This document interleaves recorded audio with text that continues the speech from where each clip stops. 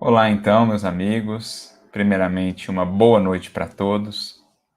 Que Jesus, nosso Mestre, nosso amigo, abençoe a todos nós. Antes de mais nada, eu gostaria de agradecer a esses queridos amigos, o Américo e a Mara, pelo convite que nos estendem. É sempre uma alegria poder estar aí junto aos corações, né, do Mãos Unidas, da Associação Espírita Mãos Unidas. Já tivemos a oportunidade de estar aí por 3 vezes e é sempre uma grata satisfação. Agora, nos reencontrando mais uma vez em um novo modelo, em novos moldes, mas a conexão é a mesma, porque vamos aprendendo pelos poderes do Espírito que a distância nada é para o sentimento, nada é para o pensamento. Então, que o Mestre abençoe a todos nós nesta noite de reflexões. E muitos deverão estar se perguntando, então, o porquê dessa frase proposta como tema: se Paris é o cérebro, Lyon será o coração. Mas para a gente poder chegar até ela, vamos antes caminhar para trás, voltar no tempo, lá aos tempos sublimes e gloriosos, embora difíceis, do cristianismo primitivo. Vamos voltar à velha França, a época ainda não se chamava França, às Gálias, mais especificamente a região ali de Lugdunum, ou Lugduno, que mais tarde viria a ser conhecida como Lyon. Estamos por volta do início do século III, ali primeiros decênios, primeiras décadas do século III, e vamos encontrar alguns corações muito dedicados, expandindo a mensagem do Cristo, a mensagem do Evangelho naquela região. Esse registro é nos trazido por uma obra magna, por uma obra sublime do conjunto dos chamados romances de Emmanuel, neste caso, Ave Cristo. Essa obra que trata justamente do cristianismo primitivo naquela região das Gálias, ali na cidade de Lyon, na cidade de Viena, não a Viena da Áustria, mas a Viena daquela região ali também das Gálias, onde cristãos, corações muito dedicados, semearam com suor, com lágrimas e com sangue, muitas vezes o martírio, deixando as sementes do Evangelho gravadas naquele solo, né? Gravadas ali nos corações que puderam contemplar os seus testemunhos. E é a essa obra que vamos recorrer para iniciar a nossa jornada, fazendo ou buscando fazer, então, uma ponte de conexão entre o cristianismo daqueles tempos, o cristianismo primitivo, florescente, superando todos os desafios para que a mensagem nascente do Mestre pudesse realmente fincar raízes no mundo e no solo dos corações, conectar esse cristianismo primitivo ao cristianismo redivivo, que mais tarde floresceria também naquelas mesmas terras, naquelas mesmas regiões espirituais.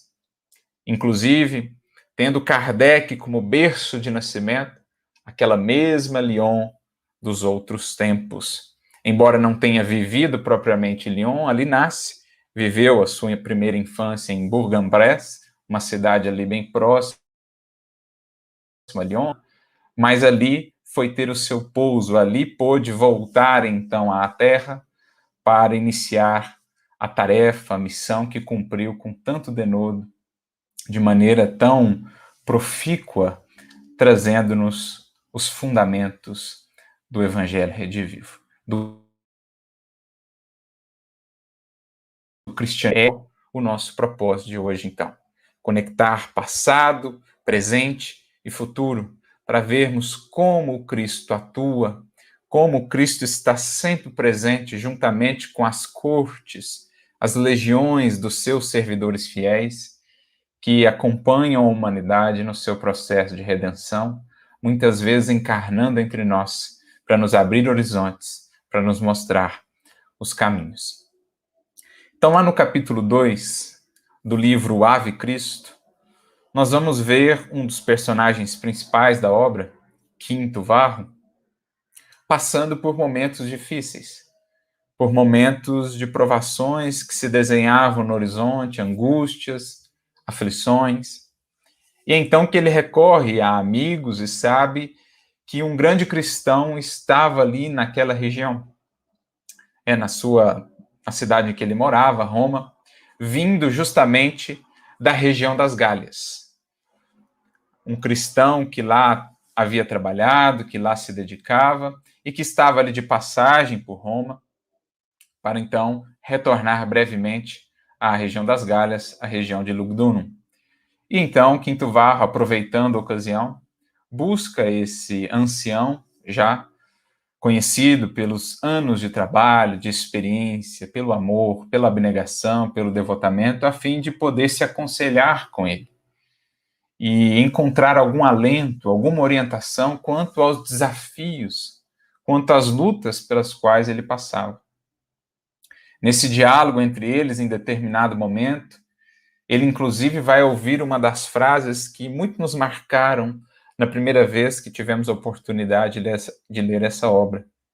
Quando o ancião se coloca a ouvi-lo, a Quinto Varro, em suas dores, em suas angústias, ouve-o com paciência, com serenidade, com benevolência, e ao final de todo aquele relato, ele volta-se a Quinto Varro, conhecendo já ali um coração realmente com atributos já mais trabalhados no tempo, com possibilidades mais vastas em termos de acolhimento da mensagem de Jesus, de compreensão do Evangelho. Apio Corvino, que era esse cristão reconhecido, volta-se para Quinto Varro e lhe pergunta: Quinto, entrastes no Evangelho, ou buscastes o Cristo, para que ele te sirva ou para que nós o sirvamos? Olha a pergunta que nos ecoa vinda de um desses corações que foram exemplo, que foram cristianismo vivo naqueles tempos luminosos. O que nós buscamos em Jesus? O que nós buscamos efetivamente no Evangelho? Algo que nos sirva? Algo que nos atenda aos nossos interesses e caprichos? Ou já estamos dispostos, como nos ensinou o Batista, não por acaso o precursor da mensagem do Cristo, inclusive foi relembrado ontem, no dia que se convencionou lembrá-lo, ou já estamos dispostos, como ele nos ensina, a nos diminuirmos para que Jesus cresça? É preciso que eu diminua para que ele cresça. Essa é a pergunta que Quinto Varro ouve. Mas o que nos interessa aqui mais propriamente é, no momento desse encontro, um relato que vai ser compartilhado por Apio Corvino acerca de acontecimentos mais ou menos 40 anos antes desse momento em que aqui estamos na obra. Estamos por volta do ano de 217, e esses acontecimentos marcantes que ficaram registrados na história do cristianismo, bem como na história daquela região, na história de Lugdunum, de Lyon, acontecimentos no ano de 177, envolvendo a perseguição a alguns cristãos que ali viviam. Perseguições muito ferrenhas, martírio de cristãos que se mantiveram ali fiéis, mesmo sob perseguições as mais cruéis. Mesmo submetidos a humilhações inimagináveis, eles se mantiveram firmes e com isso marcaram não só aquela região, como também os tempos, como também a história do próprio cristianismo no mundo. Então, quando eles se encontram ali numa noite em que a conversa era mais amena, em que puderam expandir mais esse diálogo, essa conversa, Apio Corvino conduz as reflexões para essas reminiscências, já que ele próprio havia convivido com um dos cristãos que havia sido martirizado nestas perseguições.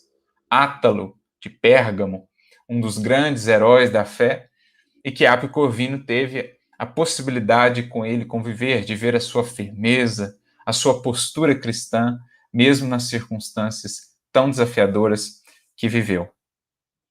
Por isso, Emmanuel registra no livro Ave Cristo da seguinte maneira esse encontro e essa conversa: não havia, porém, outro assunto mais fascinante para o grupo que as reminiscências das perseguições de 177, né, do ano de 177.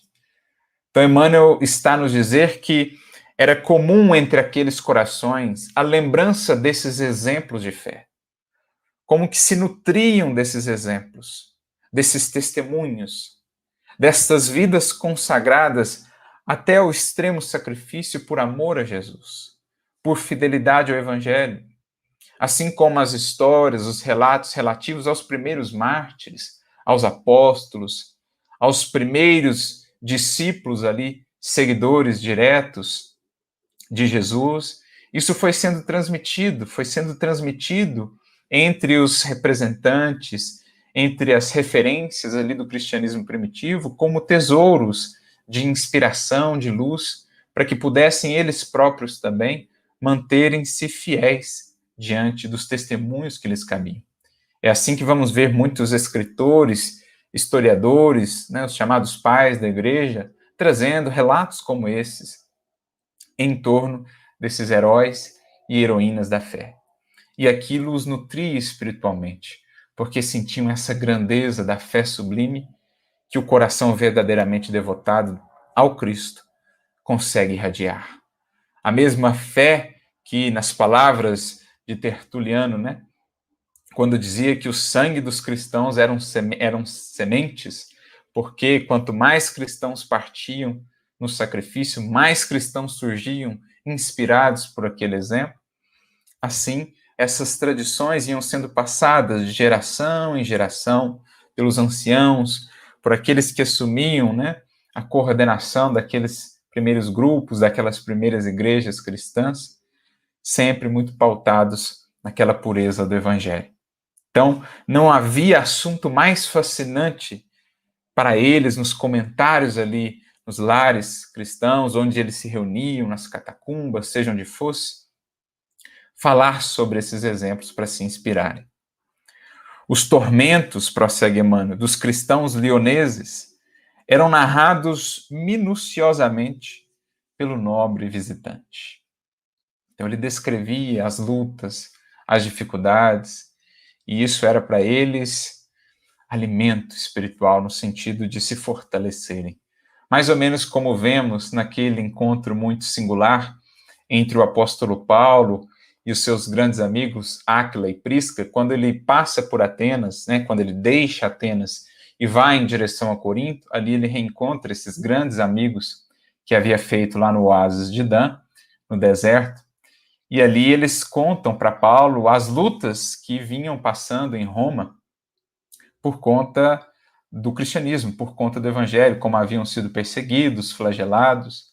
E é muito interessante o relato, está no Paulo Estevão, porque Emmanuel diz que Paulo exultava com aqueles relatos.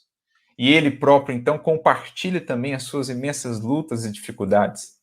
E falavam daquilo como se fossem tesouros, como se fossem mesmo riquezas, favores do céu, a possibilidade de algo sacrificar-se para a causa do Evangelho, para a causa do Cristo. Assim como o Mestre havia tomado a sua cruz, partilhavam com alegria as cruzes que lhes cabiam também, para que a boa nova pudesse irradiar-se para os corações, especialmente pela força tão eloquente do exemplo. Então nos lembra lá o que acontecia já aos tempos de Paulo, dos apóstolos, dos primeiros discípulos, essa tradição que foi sendo mantida.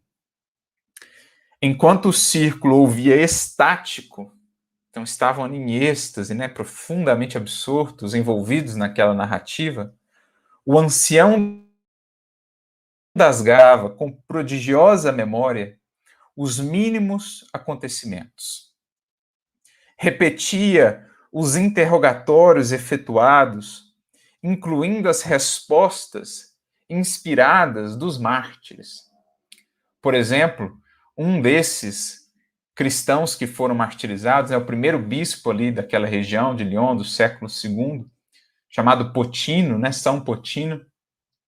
Ele que já com seus 90 anos foi um dos martirizados, mas que manteve-se com aquela serenidade, com aquele vigor, com aquela confiança inabaláveis. E em determinado momento, até quando lhe perguntaram quem era o Deus dos cristãos, ele então responde, né, de maneira sucinta e tão profunda: se fores digno, o conhecerás. Certamente o conhecerás. Como a dizer que para acessar essa grandeza divina,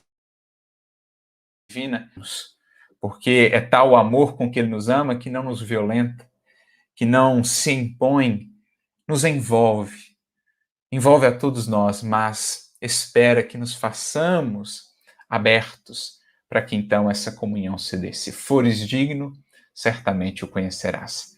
É a resposta de Potino.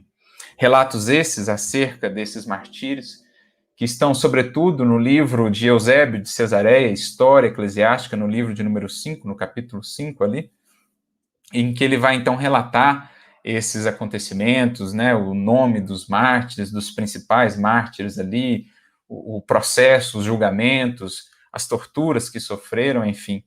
Então, Eusébio de Cesareia, depois Gregório de Tours, que também foi um outro bispo daquela região ali da França, mais tarde, por volta do século VI, né, século VI, Gregório de Tours, também vai trazer relatos em torno desses mártires de Lyon, do ano aí de 177. Então, repeti os interrogatórios efetuados, incluindo as respostas as respostas inspiradas dos mártires. Reportava-se às preces ardentes dos companheiros da Ásia e da Frígia, que piedosamente haviam socorrido as comunidades de Lyon e Viena. Como a gente já disse, essa Viena aqui não a da Áustria, mas Viena, uma cidade que existia ali na região. Falava entusiasmado da imensa caridade de Vétio Epágato, o abnegado senhor que renunciara à nobre posição que desfrutava, a fim de converter-se em advogado dos cristãos humildes. Então, Epágato, que era um pagão no primeiro momento, que depois se tornou cristão, mas que, vendo as injustiças a que eram submetidos os cristãos, se fez advogado deles, inclusive sofreu as consequências por isso, chegou a ser preso e tudo mais. Então, aqui Apio Corvino lembrava o exemplo, né, de Epágato. Inflamava-se o olhar, comentando a estranha coragem de Santo, que é um dos mártires chamados Sanctus, né, em latim, o diácono de Viena, e o heroísmo da débil escrava Blandina, cuja fé confundira o ânimo dos carrascos. No relato de Eusébio de Cesareia, em torno de Blandina, é fascinante, porque até os seus torturadores ficaram impressionados, porque ela simplesmente não cedia. Tentaram de tudo para que ela renunciasse, e ela simplesmente conseguia superar com uma serenidade, com uma firmeza incomparáveis. Jamais haviam visto algo daquele tipo. A força e a fé de Blandina. Pintou a alegria de Potino, que a gente acabou de mencionar, o chefe da igreja de Lyon, antes de Irineu de Lyon, o bispo anterior a Irineu de Lyon, que aparece também ali no livro Ave Cristo, foi justamente Potino. Então, o chefe da igreja de Lyon, cruelmente ultrajado e espancado na rua, sem uma palavra de revolta, aos 90 anos. Resistiu ali ao espancamento e tudo mais, depois foi preso e acabou desencarnando na prisão, mas sem uma palavra de revolta e ainda com aquela resposta que aqui nós mencionamos, que está lá registrada no livro História Eclesiástica de Eusébio de Cesareia. Por fim, deteve-se com misteriosa alegria, aljofrada de lágrimas, nas aventuras e tormentos de Átalo de Pérgamo, que lhe fora o iniciador na fé. Então, Átalo de Pérgamo, mais um dos heróis, mais um desses mártires de Lyon, que Apio Corvino aqui teve a oportunidade de conhecer. Relacionava todos os pormenores dos suplícios a que se submetera o venerável amigo, lembrava-se da dilação à vida no processo em razão da consulta do propretor a Marco Aurélio, lembrando que à época o império era governado, né, pelo imperador Marco Aurélio, que ficou conhecido pelo seu caráter filosófico, pela cultura e tudo mais, e ainda assim as perseguições aos cristãos ocorriam durante o seu império, né, não de maneira tão generalizada como em outros tempos, mas ocorriam especialmente ali naquela região das Gálias, cristãos que eram muitas vezes acusados, né, caluniosamente de canibalismo, de incesto, de uma série de coisas, acabavam sendo bodes expiatórios em momentos de crise, sobretudo, a população, né, acabava projetando todas as causas dos males aí nos cristãos e inventando uma série de calúnias, difamações, para que pudessem, então, persegui-los. Então, o seu processo havia sido dilatado em razão da consulta do propretor a Marco Aurélio e demorava-se na descrição dos últimos sofrimentos do grande cristão, esmurrado, chicoteado, atado à cadeira de ferro incandescido e finalmente degolado em companhia de Alexandre, mais um dos mártires, o devotado médico frígio que em Lyon oferecera ao Senhor admirável testemunho de fé. A assembleia escutava embevecida com as referências. A assembleia escutava embevecida com as referências. Então aqui nós temos um pequeno quadro, amigos, para a gente começar a entender qual é essa relação que mais tarde se tornaria mais clara entre o espiritismo nascido ali naquela região das Gálias, tendo o seu iniciador, o codificador, tido como berço ali, Lyon, justamente Lugdunum, a gente vai vendo as relações entre o espiritismo e esse cristianismo, esses corações de outrora. Porque mais ou menos, ou quase 17 séculos depois, nós vamos ter a continuidade, digamos assim, dessa história. Agora, mudando aqui a nossa referência, indo lá em busca da Revista Espírita, no ano de 1860, no mês de outubro, nós vamos encontrar Kardec em visita justamente a Lyon. A terra, a cidade em que ele nasceu, embora ali não tenha vivido, como dissemos, viveu em Bourg-en-Bresse, que era ali próximo, mas visita ele então essa sua terra natal para conhecer o movimento espírita, quantas andava ali o movimento espírita na cidade de Lyon. Kardec fez várias viagens nesse sentido, não somente a Lyon, né, em mais de um ano. Geralmente a gente acha que as viagens que ele fez foram somente no ano de 1862, por conta do livro, né, Viagem Espírita em 1862, mas em 1860 ele já esteve em Lyon e ali foi recebido pelos espíritas da cidade que lhe ofertaram então um banquete, né, um momento ali de confraternização. E isso está justamente então registrado. Kardec faz a viagem em setembro de 1860, o banquete mais especificamente ocorre no dia 19 de setembro de 1860, mas aí na Revista Espírita, então, do mês seguinte, em outubro, sob o título Banquete, Kardec traz os relatos em torno desse encontro. Primeiro, uma locução feita por um dos espíritas da cidade, o senhor Guillaume, que representou os espíritas ali de Lyon, e depois a sua própria fala, né, a fala de Kardec durante esse evento, durante esse encontro. E aqui o que nos chama a atenção é um ponto que Kardec vai compartilhar conosco, uma informação que ele recebe a partir da espiritualidade, porque ele fica realmente impressionado com o movimento espírita em Lyon.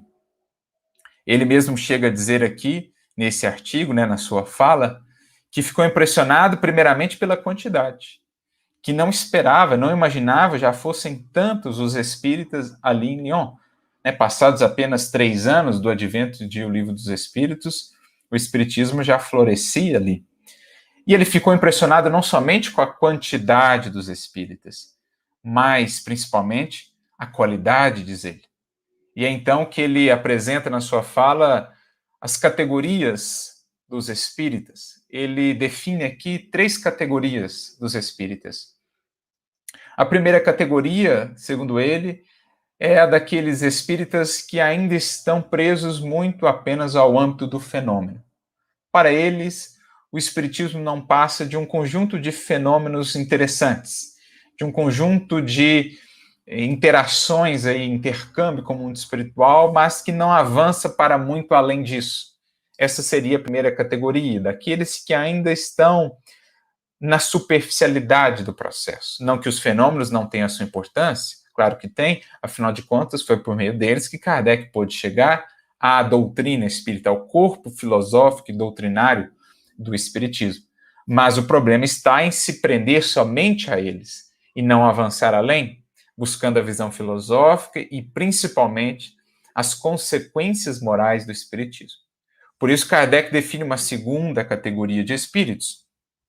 Ele vai dizer que essa segunda categoria já consegue vislumbrar algo além, simplesmente dos fenômenos. Já consegue divisar a questão filosófica, já até admira a moral que decorre, então, do que o Espiritismo nos ensina, que nada mais é, ou que outra moral não é senão a do próprio Evangelho, esclarecida, explicada, aprofundada. Enfim, já compreendem o aspecto filosófico da doutrina, admiram a moral, mas ainda não a praticam. Ou apenas a cobram com relação aos outros. Esperam, exigem essa aplicação no que diz respeito aos outros, mas quanto a si mesmos, se eximem dessa prática ou nenhum esforço mobilizam para que essa prática realmente possa se fazer viva em si mesmos. Essa é a segunda categoria de espíritas. E Kardec define então a terceira categoria, que dirá ele são os espíritas verdadeiros ou os espíritas cristãos. Essa terceira categoria não é a que apenas estuda os fenômenos, compreende a parte filosófica e admira a moral. Mais do que isso, são aqueles que buscam aplicar a moral, que a aceitam em todas as suas consequências e que buscam se orientar, se moldar a partir daquilo que têm aprendido da moral espírita, que outra não é senão a moral do Evangelho, a moral do Cristo. E então Kardec, falando dessas impressões com relação ao Espiritismo em Lyon, ele se diz impressionado, não só pela quantidade, como pela qualidade, porque até então ali não havia identificado nenhum espírita da primeira categoria.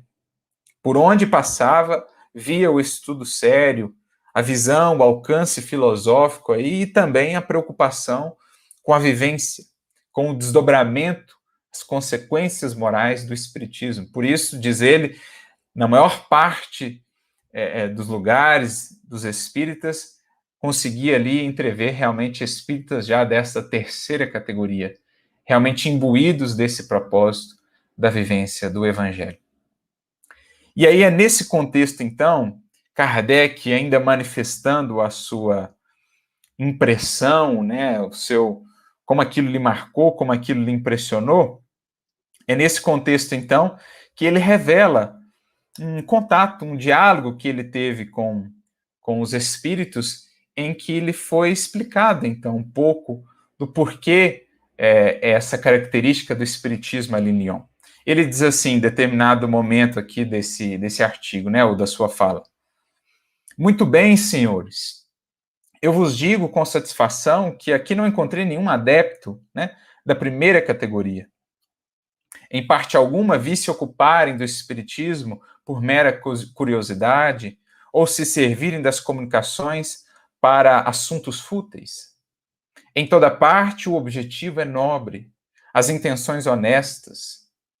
E a crer no que vejo e no que me dizem, há muitos da terceira categoria. Por isso ele prossegue: honra, pois, aos espíritas lioneses, por haverem tão generosamente penetrado essa via progressiva, sem a qual o espiritismo não teria objetivo.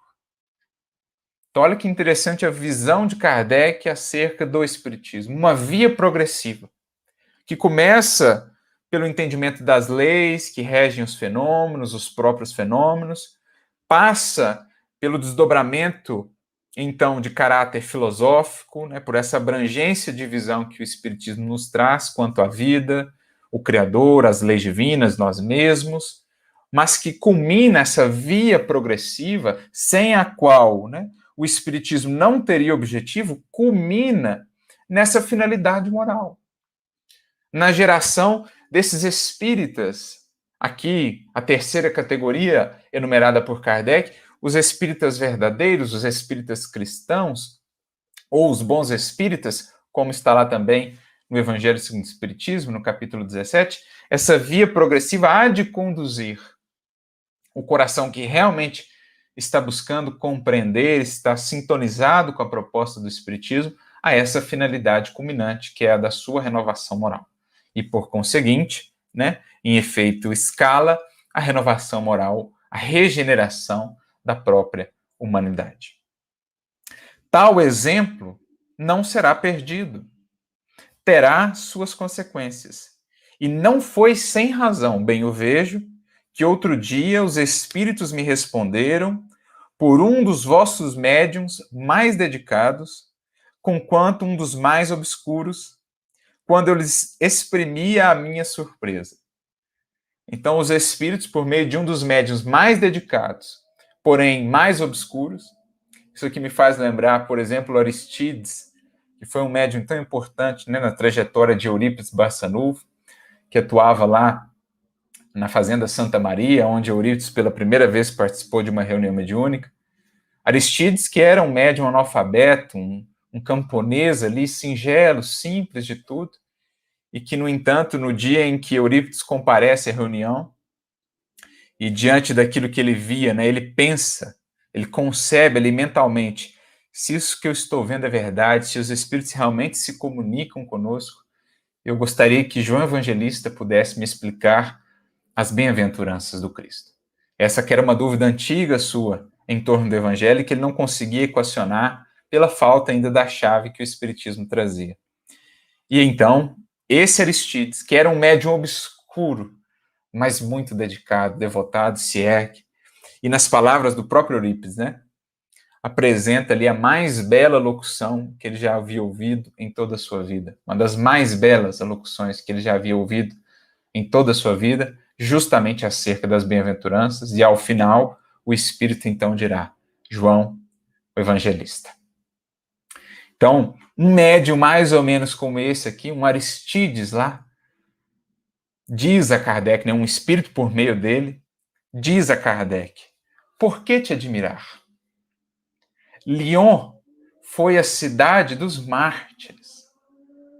O espírito está fazendo referência aqui aos acontecimentos lá de 177, narrados, mencionados no livro Ave Cristo, porque não foram só martírios em 177. Nos tempos ali do livro Ave Cristo, nós também tivemos corações que foram martirizados. O próprio Emmanuel, ali encarnado como Basílio, foi martirizado. Quinto Varro foi martirizado. Então, Lyon foi a cidade dos mártires. Muitos dos registros acerca dos martírios de cristãos daqueles primeiros séculos estão ali ou fazem referência justamente àquela região de Lugdunum. A fé aqui é viva. Então, a fé nessa cidade, nesse solo, nessa região espiritual é viva. Ela fornecerá apóstolos ao Espiritismo.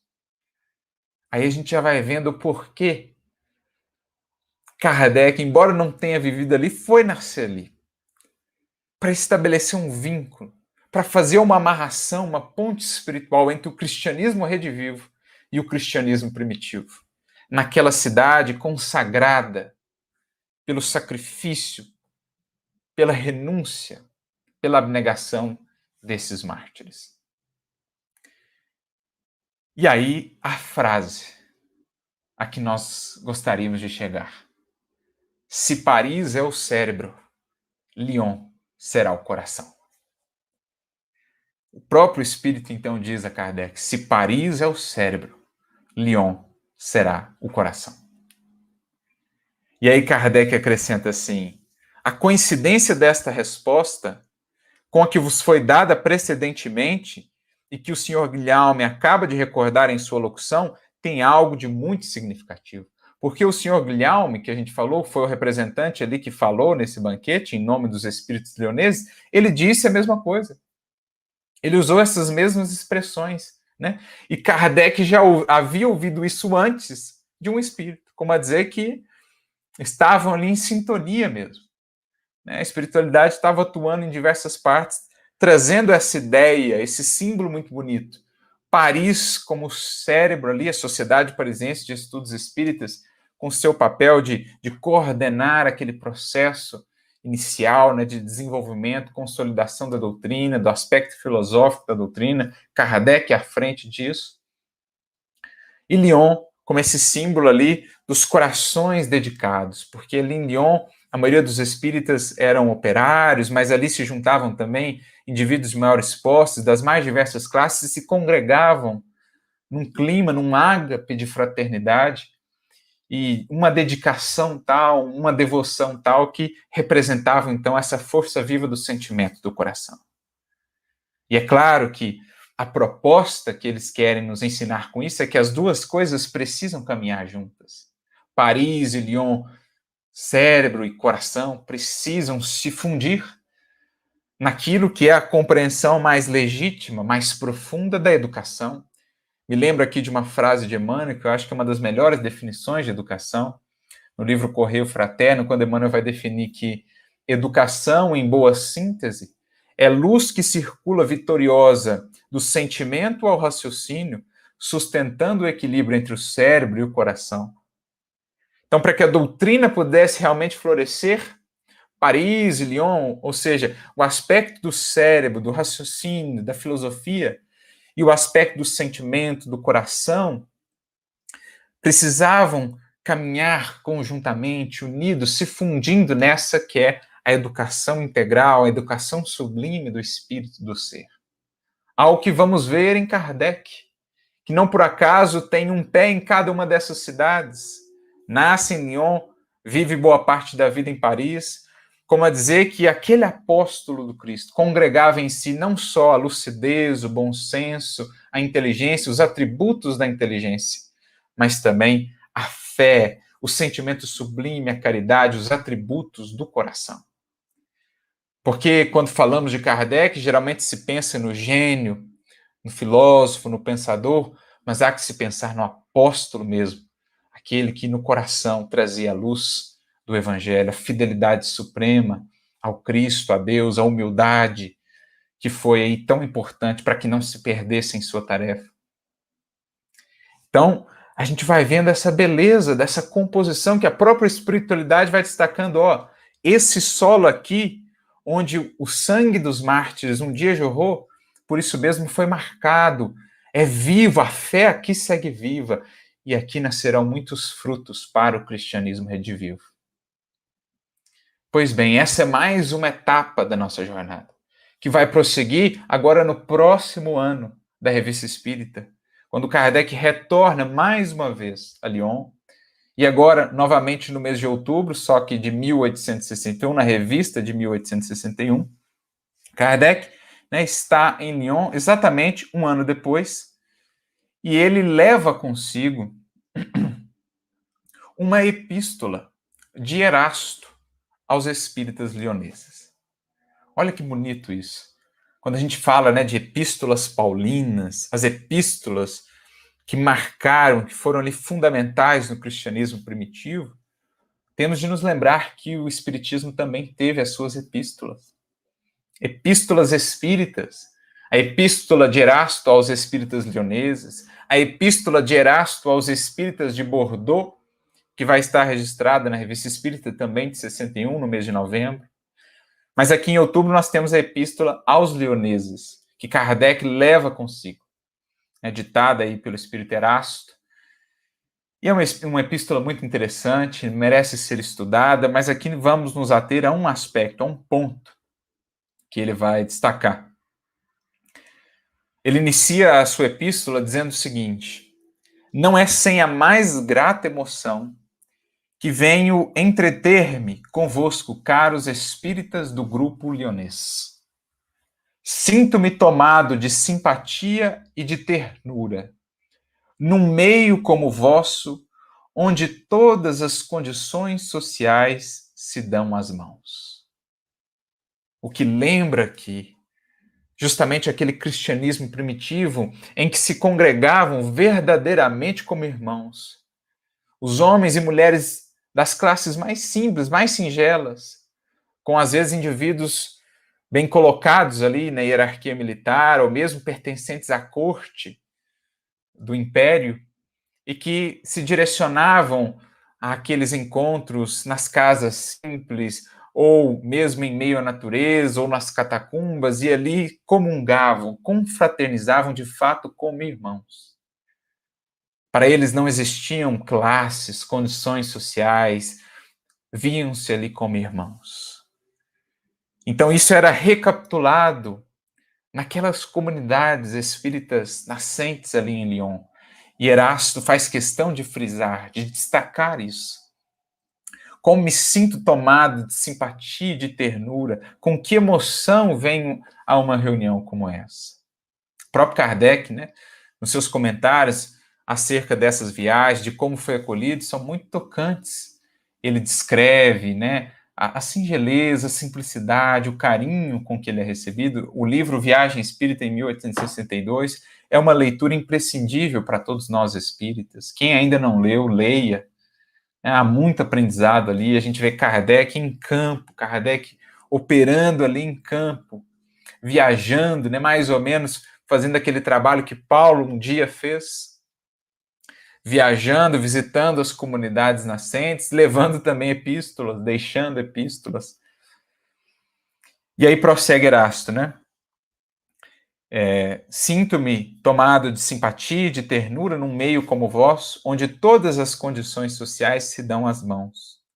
E feliz por vos poder anunciar que nós todos, os iniciadores do Espiritismo na França, antiga região das Gálias, assistiremos com a mais viva alegria os vossos ágapes fraternais, aos quais fomos convidados por João e Irineu, vossos eminentes guias espirituais.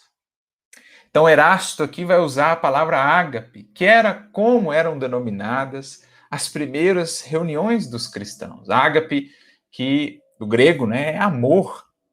Então, aquelas reuniões, os ágapes, onde eles partilhavam a refeição, partiam o pão, compartilhavam o pão divino do evangelho também, eram denominados os ágapes cristãos, aquelas primeiras reuniões. E esses ágapes eram ali recompostos, eram ali recapitulados naquela vivência verdadeiramente do espiritismo ou do cristianismo redivivo, que é, que era, que será sempre o espiritismo. Essa que é, então, uma proposta desde o advento do Consolador. Os espíritos fizeram questão de frisar que tem-se aqui no espiritismo realmente essa proposta de revivescência cristã. Então ele resgata essa palavra ágape e diz que estava ali acompanhado dos guias espirituais da comunidade de Lyon, que eram João Evangelista, muito provavelmente, e Irineu. Lembrando que a igreja de Lyon era denominada Igreja de São João, era uma igreja em homenagem a João Evangelista, até porque Irineu, né, que foi um dos bispos ali, um dos coordenadores das atividades em Lyon, sucedendo Potino, Irineu havia sido discípulo de Inácio de Antioquia, que por sua vez havia sido discípulo direto de João Evangelista. Então, Irineu havia vindo daquela região, teve contato ali com toda aquela tradição e seguia orientando espiritualmente a comunidade ali, né, dos espíritas de Lyon, assim como João. E aí prossegue Erasto. Esses ágapes despertam em meu coração, a lembrança daqueles em que todos nos reuníamos 1800 anos atrás, quando combatíamos os costumes dissolutos do paganismo romano, e já comentávamos os ensinos e parábolas do Filho do Homem, morto pela propagação de uma ideia santa sobre o lenho da infâmia. Então Erasto lembra da sua própria experiência, quando ali viveu no cristianismo primitivo, ele que foi discípulo do apóstolo Paulo, que conviveu com Paulo, que foi um dos seus colaboradores, viajando ali pelas comunidades fundadas, pelas primeiras igrejas, auxiliando na difusão do evangelho. Então ele se lembra saudosamente daquelas primeiras reuniões em que não só partilhavam o pão material, a fraternidade, mas também comentavam, partilhavam o pão divino do evangelho, comentavam as lições, as parábolas de Jesus. Como vemos nas descrições tão belas de Emmanuel no livro Ave Cristo, no livro Paulo Estevão, no livro 50 anos depois, no livro Há 2000 anos, né? Esse cristianismo ali no seu auge, né? Nessa florescência do início. Se o Altíssimo, meus amigos, por efeito de sua infinita misericórdia, permitisse que a lembrança do passado pudesse resplandecer um instante em vossas memórias entorpecidas, recordar-vos-íeis dessa época ilustrada pelos santos mártires da Pleiade Leonesa. Então, mais uma vez, a espiritualidade superior vai lembrar os mártires de Lyon, aqueles mesmos do ano de 177. Sanctus, Alexandre, Atale, que é o Átalo, né, de Pérgamo, Episode. Aqui a gente acha que houve algum errozinho, talvez na transcrição, porque o nome de um desses mártires era Epipódio em português, né? Epipode, mas aqui aparece Episode. Provavelmente houve algum probleminha na transcrição do S, do P para o S aqui, né? Seria Epipode. A doce, corajosa Blandina, Irineu, o intrépido bispo, dos quais muitos entre vós então formáveis cortejo, aplaudindo-lhes o heroísmo e entoando louvores ao Senhor. O que ele está dizendo, Erasto? Que muitos dos que acompanharam aqueles mártires de então estavam ali encarnados novamente. Assim como contribuíram para o cristianismo naqueles tempos, retornavam para seguirem na tarefa com o Mestre. Agora, num novo cenário, digamos assim, o mundo avançou muito em termos de tecnologia, mesmo em termos de pensamento humano, mas com a mesma devoção, com a mesma dedicação daqueles tempos, a fim de expandir a mensagem do Cristo, da Boa Nova, agora sob as luzes sublimes do Consolador, ampliada pelas possibilidades desse intercâmbio espiritual. Então, muitos de vós formáveis cortejo a esses grandes nomes de outrora.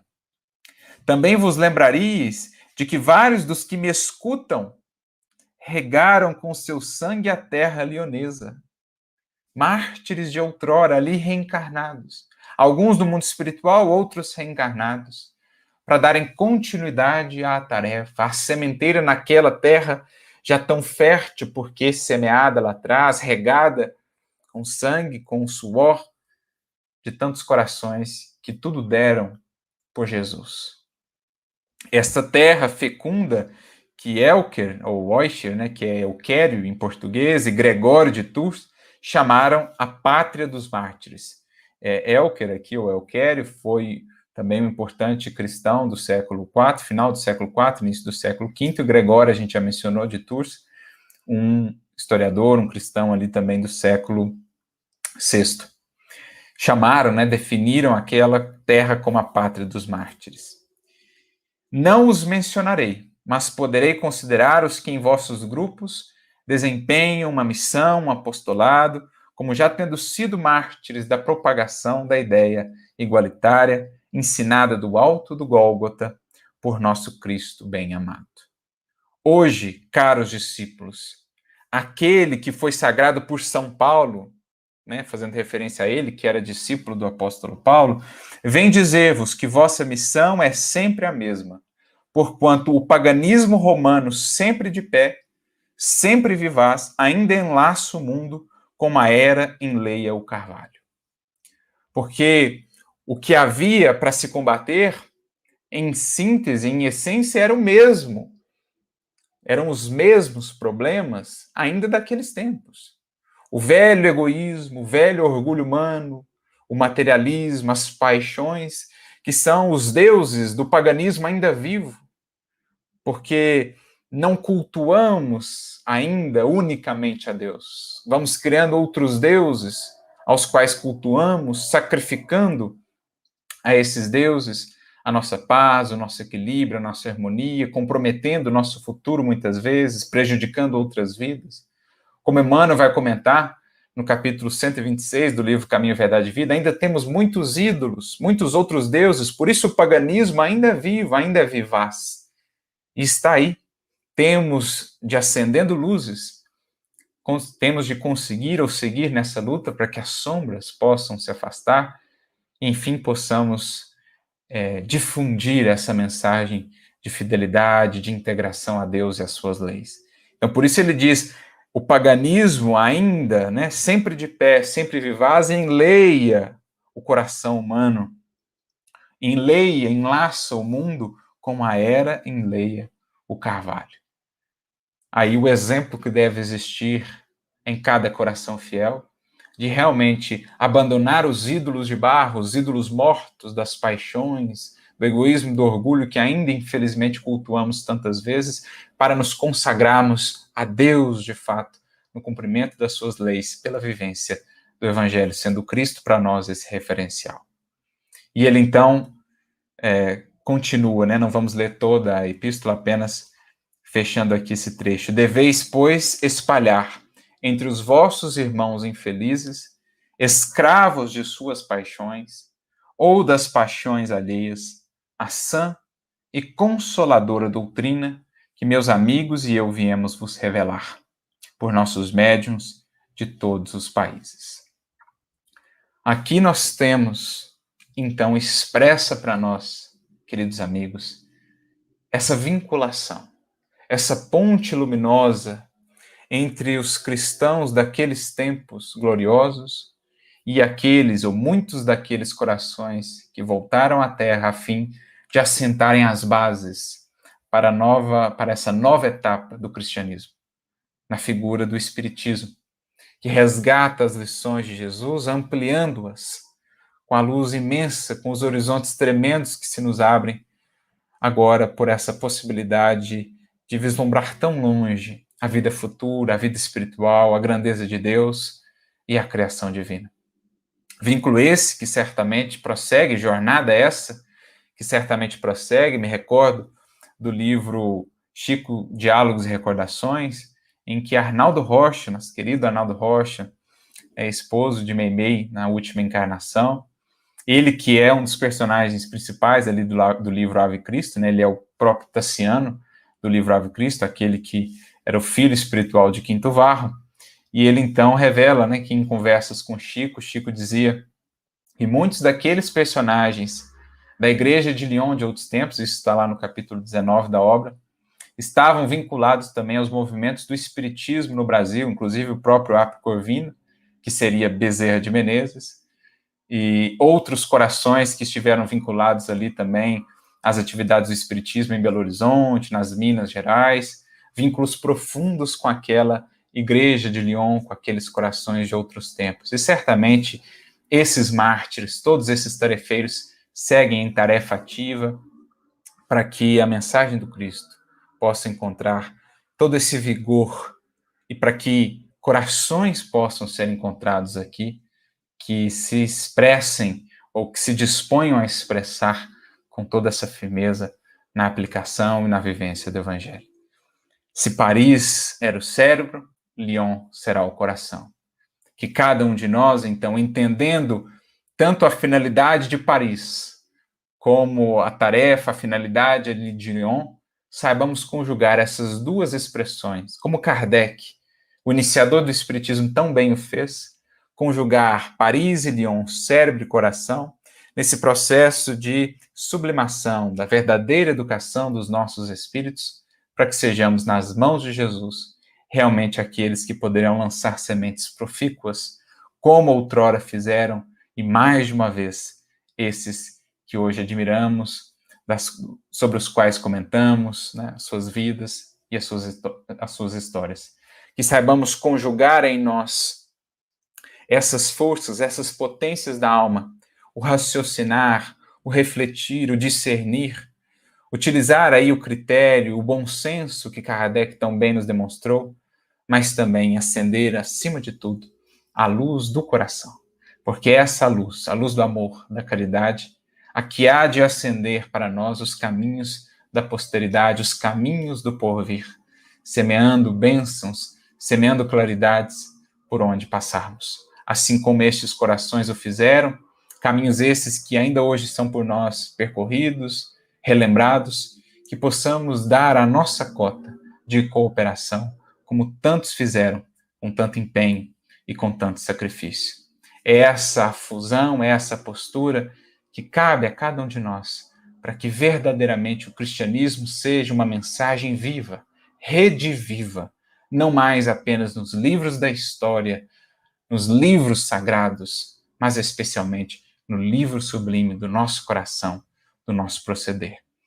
Fora da caridade não há salvação, distanciados da fé raciocinada, estaremos perdidos muitas vezes. É por isso que é preciso conjugar essas duas coisas, a fé inabalável, ancorada na razão, e a caridade, que é a chave da nossa redenção, da nossa salvação, para que assim façamos verdadeiramente arautos, mensageiros da mensagem espírita, da mensagem cristã, da eterna e inesquecível mensagem da Boa Nova, que irradiou-se, que ecoou sublime nos cânticos, nos exemplos de tantos e tantos mártires que prepararam o caminho para que hoje pudéssemos trilhá-lo.